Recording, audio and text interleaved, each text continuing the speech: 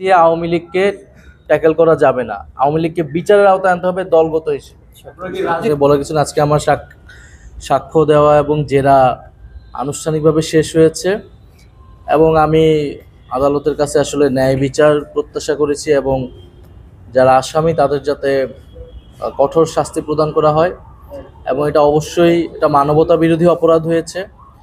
শুধু বাংলাদেশের ইতিহাসে না, পৃথিবীর ইতিহাসে এই অপরাধ, এই মানবতা বিরোধী অপরাধ গণহত্যার ইতিহাসে লেখা হয়ে থাকবে।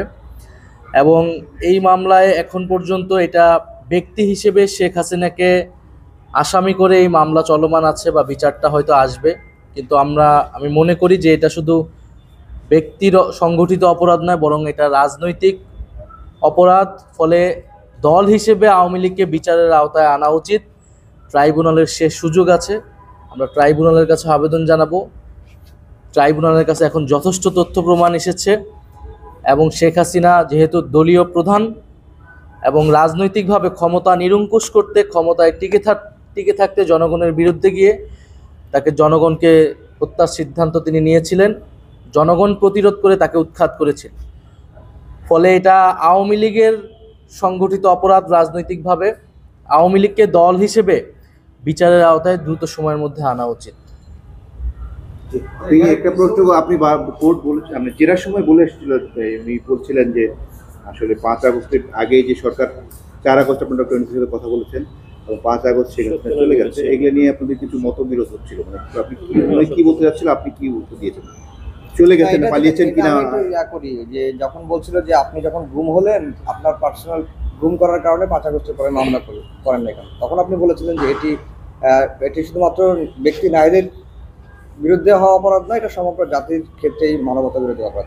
এবং সেটার জন্য আপনি সাক্ষ্য দিতে এসেছেন না, আমাকে যে তুলে নিয়ে যাওয়া হয়েছিল, নির্যাতন করেছিল আমার মতো হাজারো ছাত্রদেরকে, জনতাকে, বলে ব্যক্তি হিসেবে তো আমাকে আসলে তুলে নিয়ে যায়নি, নির্যাতন করেনি। এই আন্দোলনকে নেতৃত্ব দেওয়ার কারণে, আন্দোলনকারী ছাত্র জনতাকে প্রতিনিধিত্ব করার কারণেই আমাকে নির্যাতন করা হয়েছিল। ফলে আমি বলেছি, আমি বা আমাদেরকে যে নির্যাতন করা হয়েছিল এটা কোনো ব্যক্তিগতভাবে নির্যাতন করা হয় নাই, বরং এই অপরাধটা সংঘটিত হয়েছিল জাতির বিরুদ্ধে, জনগণের বিরুদ্ধে। ফলে জনগণের পক্ষ থেকেই আমরা এই মামলাকে সমর্থন দিচ্ছি, এই ট্রাইব্যুনালকে সমর্থন দিয়েছি এবং সাক্ষ্য দিতে এসেছি। ফলে ব্যক্তিগতভাবে মামলা করা না করার বিষয়, সেই বিষয়ে আমি বলেছি, আমার গুমের বিষয়ে আমি অভিযোগ দাখিল করেছি পুরো ঘটনার বিষয়ে, এবং ট্রাইব্যুনাল গুমের যেই ঘটনাগুলো সেগুলোকেও দ্রুত বিচারের আওতায় আনবে, সেটা আমাদের প্রত্যাশা থাকবে। অভিযোগ রয়েছে যে আসামি পক্ষ অভিযোগ করেছে দেশি বিদেশি ইন্ধন ছিল আপনাদের আন্দোলন। একটু সাপ্লিমেন্ট করি জনাব নাহিদ, যেহেতু সরকার করেছে 5 তারিখে, 4 তারিখে ডক্টর মোহাম্মদ ইউনূসকে প্রস্তাব দেওয়া হয়েছে সরকার প্রধান হওয়ার জন্য। সেই ক্ষেত্রে এই জায়গাটা ধরেই কিন্তু প্রশ্ন তোলা হচ্ছে যে তাহলে কি ষড়যন্ত্রটা বা পরিকল্পনাটা আগে থেকে হয়েছে কিনা না, এই জায়গায় আপনি একটু ক্লিয়ার করেন যে ডিবেটটা হচ্ছে। 3রা আগস্টে এই সরকার পতনের 1 দফা ঘোষণা হয়ে গিয়েছিল। ফলে তখন থেকে আমাদের পক্ষে, আমার জনগণের পক্ষে, জনগণের কাছে শেখ হাসিনার সরকার আর বৈধ ছিল না। আমরা নতুন সরকার গঠনের প্রস্তুতি নিচ্ছিলাম, কারণ এই সরকারকে আমরা রাজনৈতিকভাবে আমরা মেনে নিচ্ছিলাম না এবং আমরা উৎখাতের ঘোষণা দিয়েছিলাম।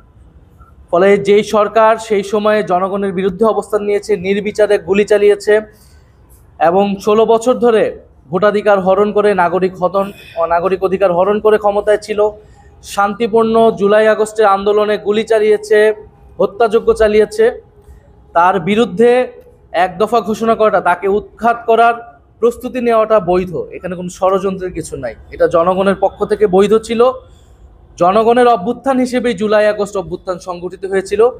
এখানে কোনো দেশি বিদেশি শক্তি বা কোনো শক্তির কোনো ধরনের ইন্ধন বা কোনো কিছুই ছিল না। জনগণ স্বতঃস্ফূর্তভাবে রাজপথে নেমে এসেছিল, জীবন দিয়ে প্রতিরোধ করে এই সফলতা নিয়েছে এবং শেখ হাসিনা সহ অন্যরা জনগণ এবং বিচারের মুখোমুখি হতে ভয় পেয়ে তারা দেশ ত্যাগ করেছে, দেশ থেকে পালিয়ে যেতে বাধ্য হয়েছে।